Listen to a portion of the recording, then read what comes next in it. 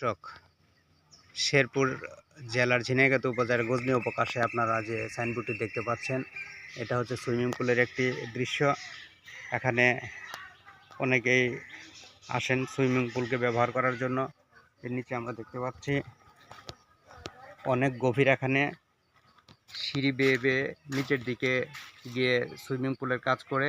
আপনারা দেখতে পাচ্ছেন এখানে পাশেই রয়েছে একটি ঝুলন্ত সেতু। আমি আপনাদেরকে ঝুলন্ত সেতুর দিকে নিয়ে যাচ্ছি।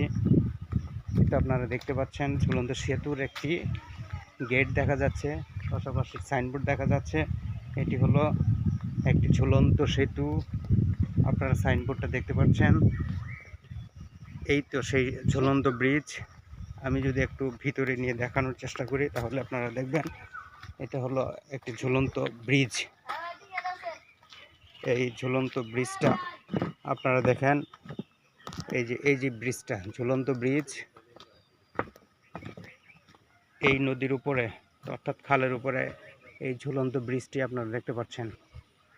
এই যে সেই ঝুলন্ত ঐতিহাসিক ঝুলন্ত ব্রিজ গজনী অবকাশ কেন্দ্রে, যেটা ঝিনাইগাতি উপজেলার আন্ডারে শেরপুর জেলাধীন।